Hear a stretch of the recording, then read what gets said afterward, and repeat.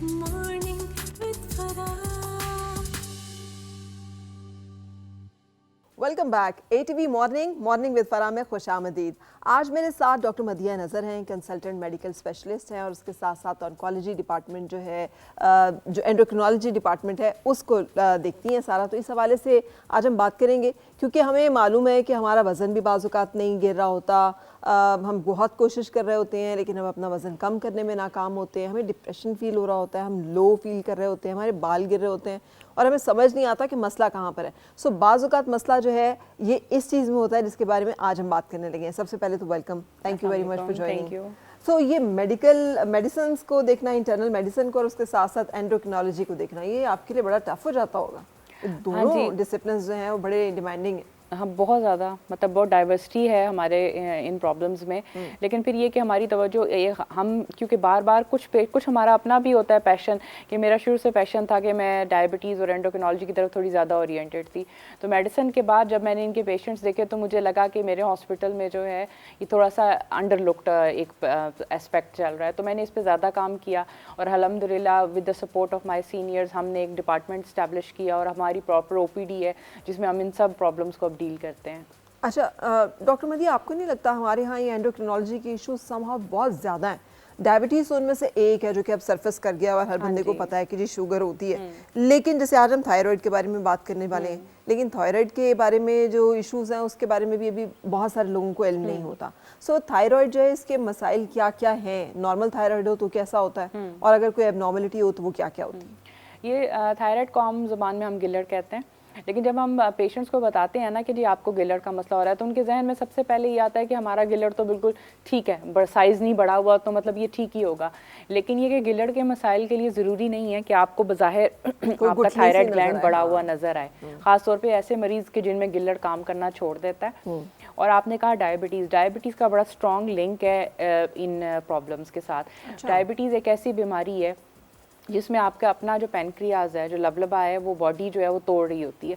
उसके साथ बहुत सारी और चीज़ें भी टूटना शुरू हो जाती हैं। उसमें सबसे टॉप पे आपका थायराइड आता है। फिर बाज़ लोगों में जो है आपकी आंतों के मसाइल शुरू हो जाते हैं। तो जब भी हम कभी भी ऐसे मरीज़ देखते हैं कि जिनको डायबिटीज़ होती है तो हर साल हम उनके गिलर के टेस्ट ज़रूर करवाते हैं। अच्छा। क्योंकि इनका बड़ा स्ट्रॉन्ग रिलेशनशिप इसका मतलब है जो लोग शुगर के मरीज़ हैं उनको हर साल अपना TSH करवाना चाहिए? बिल्कुल, TSH भी करवाना चाहिए और फ्री T4 भी कराना चाहिए। T4 भी करवाना चाहिए। हमारी जो लेबॉर्ट्रीज है ना, मेजॉरिटी अब हमारे यहाँ पे प्रॉब्लम ये है कि हमारे यहाँ पे नॉलेज बहुत कम है। ज़्यादातर वो TSH और टोटल T3 और टोटल T4 कर देते हैं। टोटल T3 और टोटल T4 जो है ना, उसमें आपका एक्टिव और इनएक्टिव दोनों आ जाते हैं। फिर वो आपकी इतनी ज़्यादा आपकी बीमारी को वो बता सही नहीं रहे होते, फिर हमें फ्री T3 फ्री T4 पे जाना पड़ता है। तो ये चीज़ है कि, और याद रखें कि अगर आपको थायराइड है तो there is a high chance कि आपको डायबिटीज़ भी हो सकती है। अगेन वही बात है कि क्योंकि आपका थायराइड ग्लैंड आपकी बॉडी में तोड़ फोड़ का शिकार हो रहा है, तो बॉडी में ऐसा सिस्टम एक्टिवेट हुआ हुआ है जो बाकी चीज़ों को भी तोड़ना शुरू कर देता है। इसकी वजूहात क्या होती है? Hyper active and hypo active, मैंने तो इन दो चीज़ों के बारे में सुना हुआ है। नहीं, लेकिन इसके अलावा और भी प्रॉब्लम्स हैं। इसके अलावा भी प्रॉब्लम्स वो क्या है? देखिए, सबसे बड़े थायराइड नोड्यूल बन जाता है। नोड्यूल क्या है कि आपके गिलर में सिर्फ एक गिल्टी बनेगी, ठीक है। वो एक गिल्टी जो है वो बाज़-औक़ात हाइपर एक्टिव हो जाएगी, बाज़-औक़ात हाइपो एक्टिव हो जाएगी, बाज़-औक़ात वो कैंसर में चेंज हो सकती है। हमारे लिए अगर गिल्टी बनती है ना तो हम ज़्यादा मतलब वरिड हो जाते हैं। हम उसको फिर सबसे पहले तो हम उसकी अल्ट्रासाउंड कराते हैं।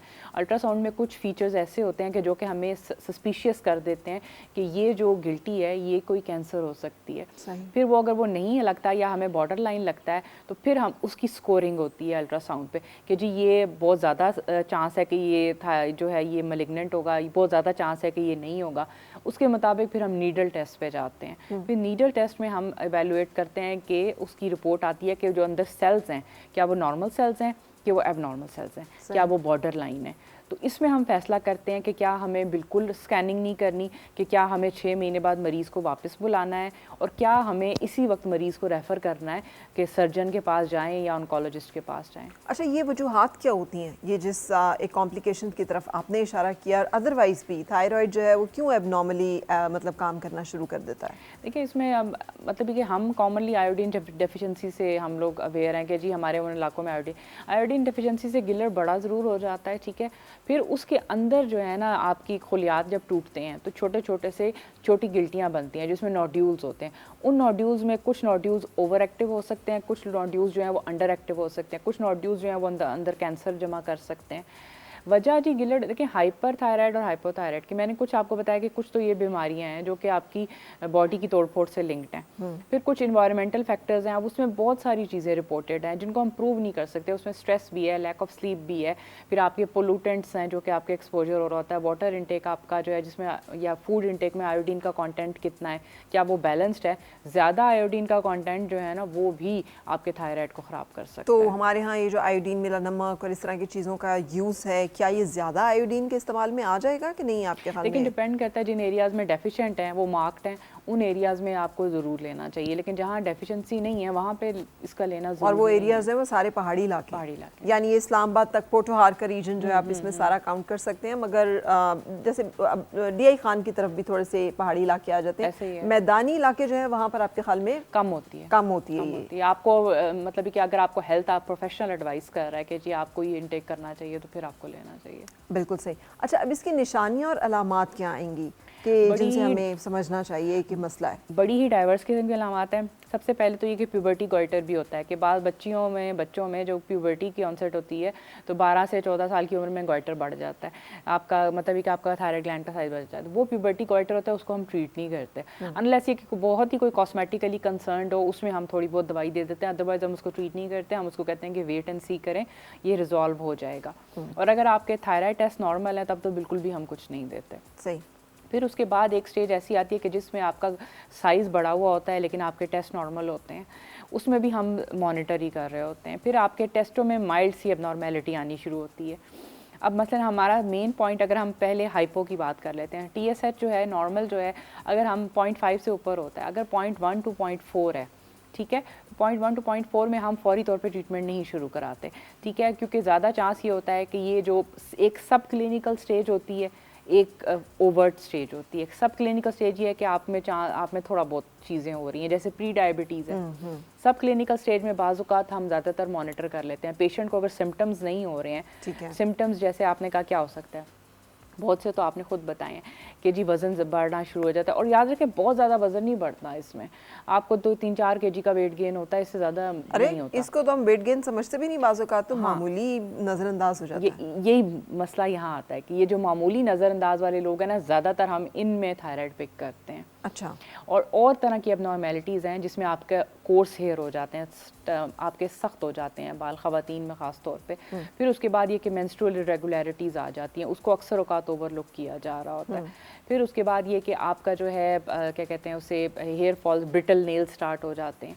तो ये चीज़ें हमारे लिए ज़्यादा होती हैं वरिंग के, ये कहीं उसकी। और सबसे बड़ी बात है, एक ख़ास किस्म का ना आपका चेहरा एक ख़ास किस्म का ब्लोटेड फीलिंग आनी शुरू हो जाती है चेहरे पे ना, जैसे फ्लूइड रिटेन हो रहा है। और उसके अलावा आपकी स्लीप पैटर्न चेंज हो जाता है, ज़्यादा नींद आती है, स्लो हो जाते हैं, मेमोरी इम्पेयरमेंट बड़ी, मतलब अक्सर लोग रिपोर्ट कर रहे होते हैं कि मेमोरी हमारी बड़ी ख़राब हो गई है। सही। ये सब हाइपोथायराइड की अलामात हैं? हाइपोथायराइड की अलामात हैं, बिल्कुल सही। और इसमें फिर सब क्लिनिकल, अगर आपका इन अलामात के साथ आपका सब क्लिनिकल है, मतलब 0.1 to 0.4 है TSH, तो फिर हम ट्रीटमेंट दे देते हैं। लेकिन अगर इनमें से कोई अलामात नहीं और आपका वैसे ही आया 0.1 to 0.4, तब हम बाजू का ट्रीटमेंट नहीं देते, हम मॉनिटर करते हैं। सही। फिर 0.1 से जो नीचे लोग जाते हैं ना, हाँ वहाँ पे हम ट्रीटमेंट इनिशिएट करते हैं। लेकिन ये भी जहन में रखें कि ये जो है ना, मतलब ये कि ये चीज़ें हमें जहन में रखनी होती हैं। सही। मुझे ये बताइएगा, ये हाइपोथायराइड की बात हो गई, अभी हाइपर की बात हम करेंगे। हाँ। लेकिन क्या कोई वजूहात पिन पॉइंट नहीं है किसी ख़ास चीज़ से कि किस वजह से ये हो जाता है? क्या जेनेटिक भी कोई ख़ानदानी तौर पे कुछ लोगों में मसला है तो ये सबको होगा, या फिर ये जैसे आपने कुछ खाने पीने की चीज़ों का, लेकिन कोई आइडेंटिफाइड फैक्टर नहीं है? जेनेटिक है, बहुत स्ट्रॉन्ग है इसकी प्रीडिस्पोजिशन है जेनेटिक की, हाइपो की भी और हाइपोथायराइड की नहीं है इतनी, लेकिन थायराइड के प्रॉब्लम्स आपको हाइपोथायराइड फैमिली में मिलते हैं। आप हिस्ट्री लें ना तो वो कहते हैं कि ज़रूर होते हैं। अच्छा, जिन लोगों में हाइपोथायराइड होता है उनमें मैंने डिप्रेशन भी बहुत देखा है कि लो मूड, इसको हम कहते हैं एपैथेटिक थायरोटॉक्सिकोसिस, जिसमें ये होता है कि आप हाइपर होते हैं लेकिन आपके सिम्टम्स हाइपो के आ रहे होते हैं। अच्छा। कि जिसमें आप लिथार्जिक होते हैं, आप स्लो होते हैं और आप क्या कहते हैं एक्टिव फील नहीं कर रहे होते। जब हम कराते हैं तो वो TSH जो है वो लो आता है। तो फिर जिन लोगों को डिप्रेशन की अलामात हो रही हो बाकी कुछ ना हो तो क्या उन्हें भी अपना थायराइड के ऊपर थायराइड चेक मस्ट रखना है, चाहिए? जो भी डिप्रेसिव सिम्टम्स के साथ आ रहा है उसका थायराइड का टेस्ट होना ज़रूरी है, बहुत ज़रूरी है। है। अब देखें हम एल्डरली लोगों की बात करते हैं। अब एल्डरली लोग जो होते हैं ना, अब अगर वो हाइपोथायराइड है तो अगर हम 70 से ऊपर एज पे जाते हैं ना, तो बाज़ औक़ात आपका TSH बढ़ना अच्छा होता है। मसलन ये कि आपका TSH 7 to 10 5 to 10 तक जा रहा है, तो बाज़ औक़ात हम उनमें ट्रीटमेंट नहीं देते। क्यों? क्योंकि आपका ब्रेन जो है वो डिटेक्ट कर रहा है कि थायराइड कम बन रहा है और वो आपके ग्लैंड को ऑर्डर कर रहा होता है कि जी आप ज़्यादा बनाएं थायराइड। ठीक। तो वो बाज़ औक़ात ये कि वो ज़्यादा होता है तो हम उसको दबा देंगे अगर दवाई दे के ना, तो उसका नेगेटिव इम्पैक्ट आ जाता है। सही। तो ये मतलब मैं ये कहना चाह रही हूँ कि थायराइड की problem they are not very easy to treat, और इसमें हम बहुत सारे एस्पेक्ट्स देख रहे होते हैं। अच्छा, इसमें कोई जेंडर स्पेसिफिक, कोई एज स्पेसिफिक भी है ये मसला कि कुछ एज ब्रैकेट्स में कुछ ख़ास किस्म की मतलब जेंडर्स में ज़्यादा होगा, मर्द में ज़्यादा होगा, औरत में ज़्यादा होगा? हम तो ज़्यादातर फीमेल्स में देखते हैं, मर्दों में ज़रा कम होता है। और एज का ये है कि एज तो it can come in any as. ठीक है। लाइकवाइज जो हाइपर थायराइड है उसकी क्या अलामात आएंगी? हाइपरथायराइड की अलामात जो है ना, ये मैंने आपको कहा जो टिपिकल अलामात जो हैं वो तो यही है कि जी आपका वज़न बहुत गिरेगा, ठीक है, और उसमें ये होगा कि आप हर वक्त एंग्शियस होंगे। एक एंग्शियस पर्सनैलिटी होती है, गुस्सा जल्दी आता है, आपके हाथों में थोड़े थोड़े ट्रेमर्स आते हैं, स्वेटिंग बहुत होती है, आपको दिल की धड़कन बहुत तेज़ होती है। अच्छा, बाज़ औक़ात ये सिम्टम्स एंग्जाइटी और पैनिक डिसऑर्डर के साथ बहुत ओवरलैप कर रहे होते हैं। ठीक है। तो लोग अक्सर औक़ात थायराइड कराते हैं, नॉर्मल आता है, असल में उनको एंग्जाइटी का डिसऑर्डर होता है, उसमें भी आपकी स्वेटिंग बहुत ज़्यादा होती है, ख़वातीन की वजह से बाल गिर रहे होते हैं बहुत ज़्यादा हेयर और वो लॉस होता है। सारा कुछ चेक कर रही होती हैं एक्सेप्ट थायराइड। तो अगर बाल गिर रहे हैं ज़्यादा तो मतलब TSH करा लेने से करा लेना हो चाहिए। सकता है कि हम असल मसले की जड़ जो है उस तक पहुंच सकें, है ना? तो ऐसे ही अब है। इसको मैनेज कैसे किया जाए? क्या ये सही हो सकता है किसी तौर पे, या अब इसको भी मेडिसिन लेते रहना अच्छा पड़ेगा? देखिए, अब मैं फिर बात हम उधर ही आ जाते हैं कि थायराइड के डिसऑर्डर्स की टाइप्स कितनी है। हाइपोथायराइड एक हमारे पास इसकी बहुत सारी किस्में हैं। अब एक थायराइडाइटिस है। थायराइडाइटिस क्या है? थायराइडाइटिस ये है कि आपको कुछ दिनों के लिए, कुछ वक्त के लिए इन्फेक्शन होती है आपके थायराइड ग्लैंड की, और उसमें आपको यहाँ पेन होगा। मतलब आप उसको सोर थ्रोट के तौर पे कर रहे होंगे कि जी मेरा गला ख़राब हुआ है, लेकिन असल में वो थायराइडाइटिस होगा और मरीज़ कहेगा मुझसे यहाँ हाथ नहीं लगता, मुझे पेन होती है, स्वॉलोइंग में पेन होती है और यहाँ हाथ लगाने पे पेन होती है। ये बहुत स्ट्रॉन्ग सिम्टम है कि पेशेंट को थायराइडाइटिस है। और ये इवन प्रेगनेंसी में पोस्टपार्टम थायराइडाइटिस भी होता है। ये इन्फेक्शंस की वजह से भी हो सकते हैं, इसमें वायरल इन्फेक्शंस हैं। और इसमें क्या होता है, इसमें जब हम ख़ास किस्म के टेस्ट कराते हैं तो उसके बिल्कुल अपोजिट चीज़ हमें नज़र आती है। हम इसमें कुछ मार्कर्स कराते हैं कि जो कि बढ़ जाते हैं, और फिर हम एक स्कैन कराते हैं, उसको हम कहते हैं थायराइड स्कैन। उसमें बजाय ये कि ज़्यादा अपटेक हो थायराइड, रेडियो आयोडीन का कम अपटेक होता है। और ये एक ट्रांजिएंट कंडीशन है कि जिसमें मेजॉरिटी टाइम्स हम सिर्फ सिम्टोमेटिक ट्रीटमेंट देते तो इसका मतलब ये तो कोई ऐसी परेशानी की हाँ, लेकिन आप टेस्ट कराएंगे तो थायराइड के वो ख़राब ही होंगे। ठीक है। उसमें आपको पिक्चर आ रही होगी कि ये हाइपर थायराइड है, ठीक है, लेकिन हम ट्रीटमेंट में सिम्टोमेटिक देंगे, हम वो टिपिकल मेडिकेशन नहीं देंगे, क्योंकि हम वेट करेंगे ये खुद से रिजॉल्व कर जाएगा। और बाज़ औक़ात ये परमानेंट डैमेज में भी चेंज हो जाता है। ओके। अब फिर एक दूसरी किस्म आती है जिसको ग्रेव्स डिजीज़ कहते हैं। उसमें क्या होगा कि थायराइड ग्लैंड बड़ा होगा और उसमें पहले वो बहुत ज़्यादा एक्टिव हो जाएगा। ग्रेव्स डिजीज़ उतार चढ़ाव वाली बीमारी है कि कभी थायराइड ग्लैंड बहुत एक्टिव हो जाता है और कभी नॉर्मल हो जाएगा, रिमिशन में चला जाएगा, और कभी अंडर एक्टिव हो जाएगा। ठीक है। तो ये जो बीमारी है, ये फ्लेयर्स एंड रिमिशन वाली बीमारी है।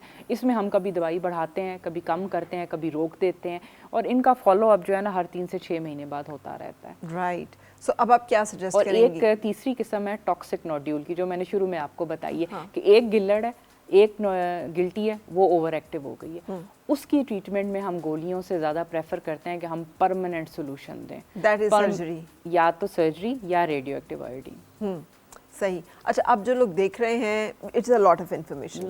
तो अब मुझे बताइए कि क्या करना चाहिए और कैसे अपने ऊपर चेक रखना चाहिए कि आपकी थायराइड हेल्थ बिल्कुल यही है कि देखें, आपका थायराइड ग्लैंड का आप अपना टेस्ट करवाइए। अगर आपका TSH जो है वो 5 से 10 के दरमियान में आ रहा है तो दैट मीन्स कि अच्छा, इसमें ना लेबॉर्ट्री वेरिएशंस बहुत ज़्यादा हैं।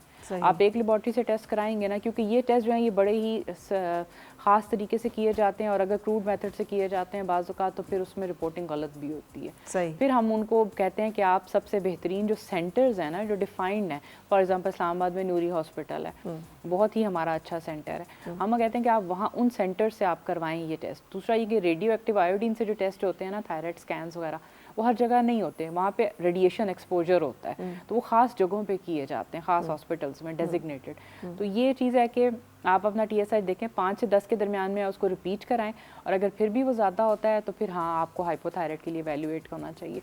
इसी तरह अगर आपका TSH लो है, जैसे 0.1 to 0.4 के दरमियान में आ रहा है, तो भी ज़रूरत है कि आपको सिर्फ गोलियाँ नहीं देनी, क्योंकि हमारे लोग समझते हैं कि 3 गोलियाँ खा ली, हमने वजह देखनी है कि क्या ये सारा ग्लैंड एक्टिव है, क्या ये वक्ती तौर पे हो रहा है, क्या ये कोई गिल्लड़ है अंदर। तो ये चीज़ें बड़ी इंपॉर्टेंट हैं। आप खुद से ट्रीटमेंट ना लें, टेस्ट आप ज़रूर करा लें, और अगर एबनॉर्मल है तो अपने हेल्थ केयर प्रोफेशनल से। And which health care professional to look for, किससे जाके मिलना चाहिए? देखिए इसमें ये कि मेडिकल स्पेशलिस्ट जो हैं वो डील तो कर रहे होते हैं, लेकिन मेरा अपना एक परसेप्शन है कि मेडिकल स्पेशलिस्ट को जब लगेगा कि नहीं जी ये चीज़ समथिंग डिफरेंट है, तो फिर इसमें आपको ज़रूर एंडोक्रिनोलॉजिस्ट को इन्वॉल्व करना चाहिए। Endocrinologist actually are meant to look after ये सारे एंडोक्रिनोलॉजी के इश्यूज ना, क्योंकि उनकी ज़्यादा कमांड होती है। एंडोक्रिनोलॉजिस्ट बाज़ मेडिकल स्पेशलिस्ट रेफर भी नहीं करते हैं एंडोक्रिनोलॉजिस्ट को। प्रेफरेबली आपको एंडोक्रिनोलॉजिस्ट को ही दिखाना चाहिए, क्योंकि ये डिसऑर्डर्स जो है ना, मैंने आपको बताया ना कि ये बहुत ही टिप हमें नजर आ रही है, इसके नीचे काफ़ी कुछ होता है जो हम कर सकते हैं, और ये फॉलो अप वाली बीमारी है, फिर काफ़ी अरसे तक चलती रहती है। और आप कह रही हैं कि अगर इसे इग्नोर किया जाए या इसको ना देखा जाए तो इट कैन रिजल्ट इन कि आपकी डायबिटीज़ के इश्यूज भी शुरू हो जाएंगे और भी प्रॉब्लम्स होंगे। नहीं, इसके अलावा देखें, अगर फॉर एग्जांपल किसी हाइपोथायराइड पेशेंट को ट्रीट नहीं किया जाता या वो ओवरलुक हो जाता है, और बहुत से लोग, मैं आपको बताऊं, दवाई छोड़ देते हैं, उसका नतीजा क्या होता है? उसका नतीजा ये होता है, एक तो ये कि वो पुट ऑन करते जाते हैं, स्वेलिंग होती जाती है, उनकी लेग्स पे एडीमा होता जाता है, फिर बाज़ औक़ात जो हम सबसे ज़्यादा जो एक ख़तरनाक कंडीशन है वो कोमा है। ये थायराइड वाले डिसऑर्डर वाले पेशेंट्स थोड़ी सी भी इन्फेक्शन के साथ कोमा में जा सकते हैं। अच्छा। खास तौर पे एल्डरली लोग, हाँ, उसको हम मिक्सइडेमिक कोमा कहते हैं। Right. वो एक मेडिकल इमरजेंसी है। इसी तरह से जो थायराइड जिनका ओवर एक्टिव है, वो भी एक मेडिकल इमरजेंसी है, थायरोटॉक्सिक स्टॉर्म में जा सकते हैं, जिसमें वो इतना ज़्यादा उनका बढ़ जाता है कि वो उनकी सिम्टम्स जो हैं वो बुखार तेज़ और इरिटेबिलिटी और इस तरह के मे भी थोड़ी बहुत कन्फ्यूजनल स्टेट के साथ आएँ, और वो डायग्नोसिस बड़ी डिफ़िकल्ट होती है। और सबसे बड़ी प्रॉब्लम यह है कि उसकी ट्रीटमेंट के लिए जो IV हैं थायराइड की एंटी थायराइड ड्रग्स जो हैं, वो पाकिस्तान में IV अवेलेबल नहीं है। सही। हमारे पास फिर ओरली होती हैं जिनसे हम फिर काम चलाते हैं। इस स्टेज पे नहीं जाना चाहिए। दूसरा ये कि अगर आपका थायराइड ओवर एक्टिव है तो आपके दिल की धड़कन ख़राब हो सकती है, उसको कहते हैं एट्रियल फिब्रिलेशन। ठीक है। जो भी पेशेंट हमारे दिल की धड़कन मतलब अचानक दिल की धड़कन तेज हो जाएगी या बेतरतीब हो जाएगी? बेतरतीब हो जाएगी, कभी स्लो कभी तेज, और उसका रिस्क क्या होता है? उसकी वजह से फालिज का अटैक हो सकता है। ठीक है, ठीक है ना। तो और ये रिवर्सिबल होता है अगर आपका मेजॉरिटी केसेस में अगर आपका थायराइड की दवाई शुरू कर दी जाए तो ना। तो इस स्टेज पे लोगों को पहुंचने से पहले जो है ना, ज़रूरी है कि उनके थायराइड का टेस्ट हो जाए। ये मेरा ख्याल है कि बहुत महंगा टेस्ट नहीं है TSH का। हर government hospital, majority government hospitals में ये हो रहा है। हाँ, और मेजॉरिटी लेबोरेटरीज में भी हो रहा है। सो ज़रूर अपना एक एनुअली सही लेकिन TSH का चेक जो है वो ज़रूर करवा लें, और जैसे डॉक्टर साहबा ने गाइड किया, इन गाइडलाइंस को ज़रूर फॉलो करें। Thank you very much. कुछ और जो आप ऐड करना चाहें तो प्लीज़ फील फ्री। नहीं, मैं अवेयरनेस हमारे लोगों में काफ़ी ज़्यादा है। वैसे मैं आपको बताऊँ, थायराइड की बहुत से लोग TSH करवा लेते हैं कि जी थायराइड कराएं, लेकिन प्रॉब्लम ये है कि जब आपके सिम्टम्स बड़े ही सब्टल होते हैं ना, तब आपकी ओवरलुक होती है ये चीज़। वो डॉक्टर ही पिक करता है कि सब्टल सिम्टम्स में यही आ जाता है ना कि आप मतलब मेमोरी इम्पेयरमेंट को, डिप्रेशन को, इसको ओवरलुक कर देते हैं लोग। तो उसको ज़रूर आपको TSH उस पर करवाना चाहिए। और कोई फूड गाइडलाइंस नहीं है इसमें, कोई परहेज़ नहीं है कि जो चीज़ें खानी है नहीं खानी है? नहीं, ऐसी कोई स्पेसिफिक गाइडलाइंस नहीं है डाइट के लिए। बिल्कुल सिवाय आयोडीन मिला नमक है। बहुत बहुत शुक्रिया, आप साथ रही और आपने हमें गाइड किया। इस बारे में अपना ख्याल रखिएगा, ज़रूर TSH चेक करवाइएगा, और एक ब्रेक लेने के बाद दोबारा आपसे मिलेंगे हम मेहमानों के साथ।